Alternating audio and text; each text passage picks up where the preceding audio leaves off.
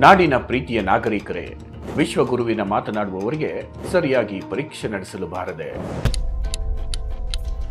ಹೌದು, ಮೋದಿ ನೇತೃತ್ವದ ಕೇಂದ್ರ ಸರ್ಕಾರ ಸ್ಪರ್ಧಾತ್ಮಕ ಪರೀಕ್ಷೆ ಮತ್ತು ಪ್ರವೇಶ ಪರೀಕ್ಷೆ ನಡೆಸುವಲ್ಲಿ ಸಂಪೂರ್ಣ ವಿಫಲವಾಗಿ ಈಗ ಅಂತಾರಾಷ್ಟ್ರೀಯ ಮಟ್ಟದಲ್ಲಿ ನಮ್ಮ ದೇಶದ ಮರ್ಯಾದೆಯನ್ನ ಕಳೆದಿದೆ.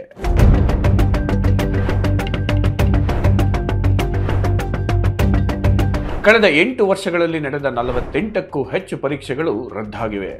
ಇದರಿಂದ ಕೋಟ್ಯಾಂತರ ಅಭ್ಯರ್ಥಿಗಳ ಶ್ರಮ ವ್ಯರ್ಥವಾಗಿದೆ. ಕೇಂದ್ರ ಸರ್ಕಾರದ ಅಧೀನ ಸಂಸ್ಥೆಯಾದ NTA ಅಂದರೆ ರಾಷ್ಟ್ರೀಯ ಪರೀಕ್ಷಾ ಏಜೆನ್ಸಿ ಮೇಲೆ ಜನರಿಗೀಗ ವಿಶ್ವಾಸವೇ ಇಲ್ಲವಾಗಿ ಹೋಗಿದೆ.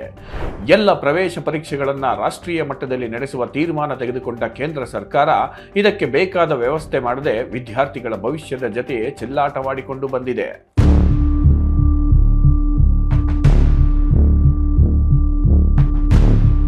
2024ನೇ ಸಾಲಿನ ನೀಟ್ UG ಪರೀಕ್ಷೆಯ ಒಂದೊಂದೇ ಅಕ್ರಮಗಳು ಈಗಲೂ ಹೊರಬರುತ್ತಿವೆ. ಇದರ ಬೆನ್ನಲ್ಲೇ UGC, ನೆಟ್, CSIR ನೆಟ್ ಪರೀಕ್ಷೆಗಳನ್ನು ನಡೆಸಿ ಮಾರನೇ ದಿನವೇ ರದ್ದುಪಡಿಸಿದೆ. ಇನ್ನು ನೀಟ್ PG ಪರೀಕ್ಷೆಯನ್ನು ನಡೆಸದೆ ಮುಂದೂಡಿದೆ. ನಿಮಗೆ ಗೊತ್ತಿರಲಿ, ನೀಟ್ ಪರೀಕ್ಷೆಯಲ್ಲಿ ಅಕ್ರಮ ನಡೆದ ಪರೀಕ್ಷಾ ಕೇಂದ್ರವೊಂದು ಬಿಜೆಪಿ ನಾಯಕರಿಗೆ ಸೇರಿದ್ದು. ಹೌದು, ನೀಟ್ನಲ್ಲಿ 720ಕ್ಕೆ 720 ಅಂಕ ಗಳಿಸಿದ 6 ವಿದ್ಯಾರ್ಥಿಗಳು ಪರೀಕ್ಷೆ ಬರೆದಿದ್ದ ಪರೀಕ್ಷಾ ಕೇಂದ್ರ ಹರಿಯಾಣದ ಬಿಜೆಪಿ ನಾಯಕ ಶೇಖರ್ ಯಾದವ್ಗೆ ಸೇರಿದ ಪಬ್ಲಿಕ್ ಸ್ಕೂಲ್. ಅಕ್ರಮವೆಂದರೆ ಬಿಜೆಪಿ ಎಂದರೆ ಅಕ್ರಮ ಎನ್ನುವಂತಾಗಿದೆ. ಮೋದಿ ಇದ್ದರೆ ಎಲ್ಲವೂ ಸಾಧ್ಯ ಎಂದು ಜನ ಹಾಸ್ಯ ಮಾಡಿ ನಗುತ್ತಿದ್ದಾರೆ.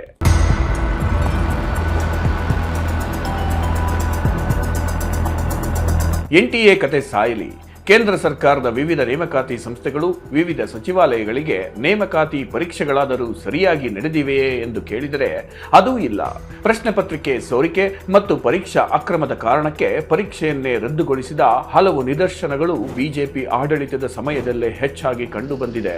ಆಗಲೇ ಹೇಳಿದ ಹಾಗೆ ಮೋದಿ ಸರ್ಕಾರದ ಅವಧಿಯಲ್ಲಿ ಅಂದರೆ 2017ರಿಂದ 2024ರ ಜೂನ್ ನಡುವೆ ಈ ರೀತಿ ದೇಶಾದ್ಯಂತ 48 ಪರೀಕ್ಷೆಗಳನ್ನು ರದ್ದುಪಡಿಸಲಾಗಿದೆ, ಇಲ್ಲವೇ ಫಲಿತಾಂಶವನ್ನ ತಡೆಹಿಡಿಯಲಾಗಿದೆ.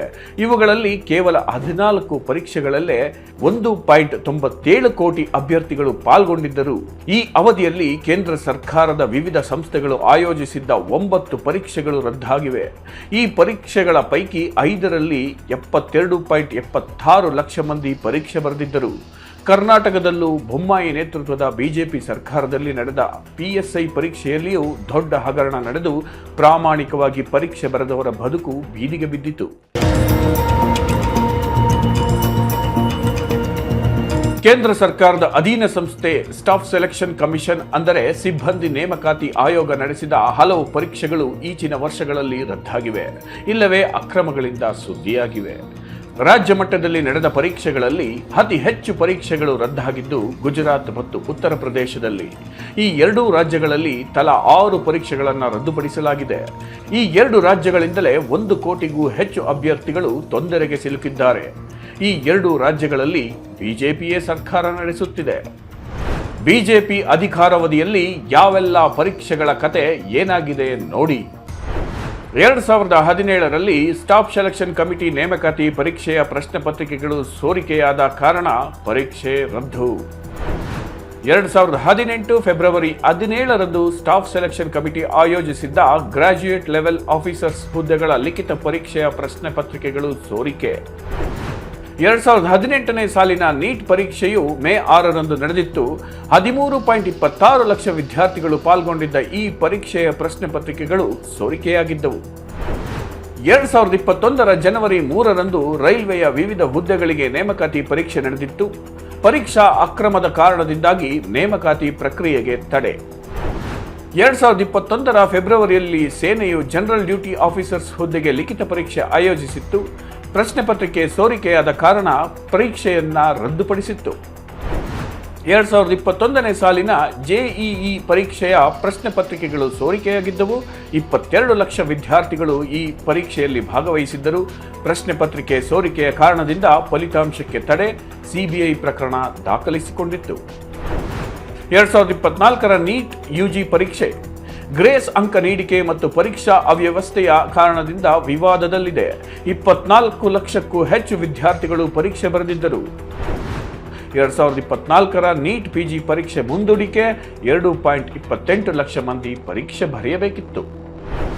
2024ರ ಯುಜಿಸಿ ನೆಟ್ ಪರೀಕ್ಷೆಯನ್ನು ನಡೆಸಿ ಕೂಡಲೇ ರದ್ದುಪಡಿಸಲಾಗಿದೆ. 11.22 ಲಕ್ಷ ವಿದ್ಯಾರ್ಥಿಗಳು ಪರೀಕ್ಷೆ ಬರೆದಿದ್ದರು. ಇಷ್ಟೆಲ್ಲ ಆದರೂ ಬಿಜೆಪಿ ನೇತೃತ್ವದ ಕೇಂದ್ರ ಸರ್ಕಾರ ಏನೂ ಆಗಲೇ ಇಲ್ಲ ಎನ್ನುವ ಹಾಗೆ ಸುಮ್ಮನಿದೆ. ಸರಿಯಾಗಿ ಪ್ರವೇಶ ಪರೀಕ್ಷೆ ನಡೆಸಲಾಗದವರು ದೇಶ ಕಟ್ಟುವುದಾದರೂ ಹೇಗೆ? ತೊಂದರೆಗೊಳಗಾದ ಎಲ್ಲ ವಿದ್ಯಾರ್ಥಿಗಳ ಪೋಷಕರು, ಪ್ರಜ್ಞಾವಂತರು ಇನ್ನಾದರೂ ಈ ಬಗ್ಗೆ ಯೋಚಿಸಬೇಕಿದೆ.